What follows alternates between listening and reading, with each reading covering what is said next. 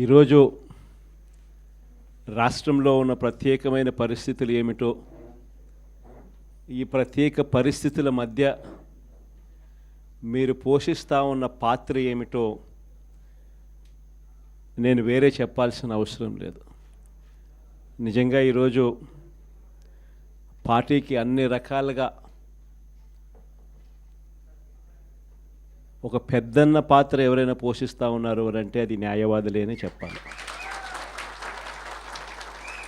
అడగకపోతే అమ్మైనా అన్నం పెట్టదన్నట్టుగా, కోరకపోతే దేవుడైనా కూడా వరం ఇవ్వడు అన్నట్టుగా, పిటిషన్ వేయకపోతే, న్యాయస్థానంలో మీరు నిలబడకపోతే న్యాయం కూడా దక్కే పరిస్థితి కూడా ఉండదు.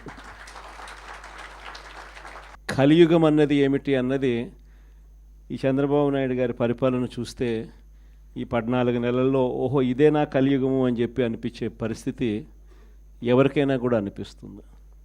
ఎందుకనంటే న్యాయం లేదు, ధర్మం లేదు.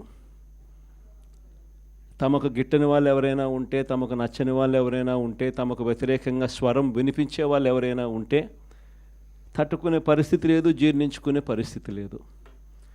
ఎలాగైనా తీసుకొని పోయి వాళ్ళని జైల్లో వేయాలి, ఎలాగైనా తీసుకొని పోయి వాళ్ళని చిత్రహింసలు పెట్టాలి, ఎలాగైనా కూడా వాళ్ళ పరువును తీయాలి అనే ఒక నీచమైన సంస్కృతి ఈరోజు మనం చూస్తూ ఉన్నాం.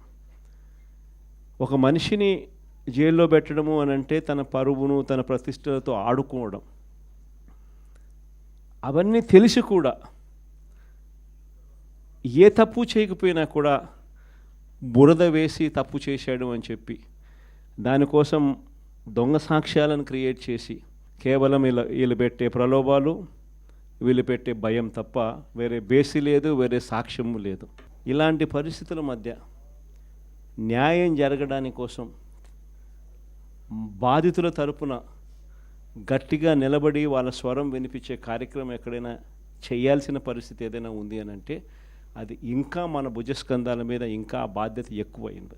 కానీ ఏదైనా కూడా న్యాయం, ధర్మం అనేది వాళ్ళ తరపున ఎవరైనా వాళ్ళ తరపున గట్టిగా నిలబడి వాళ్ళకు న్యాయం చేసే పరిస్థితి రావాలి అని అంటే అది మళ్ళీ మీ భుజస్కంధాల మీదనే ఉంది. కాబట్టి మీరు పోషించే పాత్ర చాలా ఇంపార్టెంట్ పాత్ర. మరీ ముఖ్యంగా కష్టకాలంలో ప్రతిపక్షంలో ఉన్నప్పుడు వైఎస్ఆర్ పార్టీకి నిజంగా పెద్దన్నగా మీరు చేస్తూ ఉన్న పాత్ర ఎప్పటికీ కూడా పార్టీ మర్చిపోదని సందర్భంగా తెలియజేస్తాను. ఎవరికి కూడా ఊహించని విధంగా కూడా, ఇంతకుముందు గతంలో ఎప్పుడు జరగని విధంగా కూడా లీగల్ కమ్యూనిటీకి మరీ ముఖ్యంగా ఫస్ట్ టైం లా కంప్లీట్ చేసుకొని తమ కాళ్ళ మీద తాము నిలబడడానికి సిద్ధంగా ఉన్న యంగ్స్టర్స్కు, యంగ్ లాయర్స్కు ప్రభుత్వం అప్పట్లో క్రమం తప్పకుండా సహాయ సహకారాలు అందిస్తూ లా నేస్తం పేరిట అండగా నిలిచిన చరిత్ర కూడా ఇంతకుముందు ఎప్పుడూ జరగల. అదొక్క వైఎస్ఆర్సీపీ ప్రభుత్వం వచ్చిన తర్వాత మాత్రమే ఆ చరిత్ర కూడా చూసాం.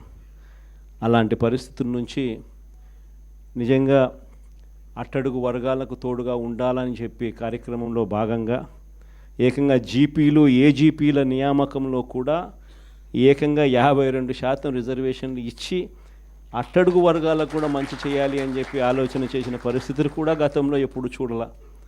అప్పుడు కూడా జరిగింది కూడా, అది కూడా వైఎస్ఆర్సీపీ హయాంలోనే. న్యాయవాదులకు సంక్షేమ నిధి కోసం 100 కోట్ల రూపాయలు వాళ్ళకు కేటాయింపులు చేసి అందులో 25 కోట్ల రూపాయలు ఖర్చు కూడా ఎప్పుడైనా జరిగింది అని అంటే అది కూడా వైఎస్ఆర్సీపీ ప్రభుత్వ హయాంలోనే. న్యాయవాదుల సంక్షేమ నిధికి కాకుండా ఇన్సూరెన్స్ పథకానికి కూడా 1/3 వంతు వాటాను కూడా ప్రభుత్వమే చెల్లించిన పరిస్థితులు కూడా ఎప్పుడైనా ఉన్నాయి అని అంటే అది కూడా వైఎస్ఆర్సీపీ ప్రభుత్వంలో. ఇవన్నీ కూడా దేవుడి దయతో ఇవన్నీ కూడా అప్పట్లో గర్వపడే విధంగా న్యాయవాదులందరికీ కూడా మనం మంచి చేశాము అని చెప్పి గర్వంగా పార్టీ చెప్పుకునే విధంగా కూడా చేయగలిగాం. కానీ ఈసారి మాత్రం మీ అందరికీ ఇంకొక కొత్త విషయం చెప్తా. జగన్ 2లో వైఎస్ఆర్సీపీ 2లో చూస్తూ చూస్తూ 1.5 సంవత్సరం అయిపోయింది. కళ్ళు మూసుకొని కళ్ళు తెరిచేసరికి ఆ మిగతా 3 ఏళ్ళు కూడా అయిపోతాయి. ఆ 3 ఏళ్ళు అయిపోయిన తర్వాత వచ్చేది మాత్రం ఈసారి ఖచ్చితంగా మన ప్రభుత్వమే వస్తుంది. ఎందుకనంటే ఇంతగా మోసాలు చేసిన పరిస్థితి, ఇంతగా అబద్ధాలు చెప్పిన పరిస్థితి బహుశా ఈ రాష్ట్ర చరిత్రలో ఎప్పుడు కూడా మనం చూసి ఉంటాం. చివరికి లాయర్లకు కూడా మోసం చేసిన పరిస్థితులు కూడా మనం చూస్తూనే ఉన్నాం.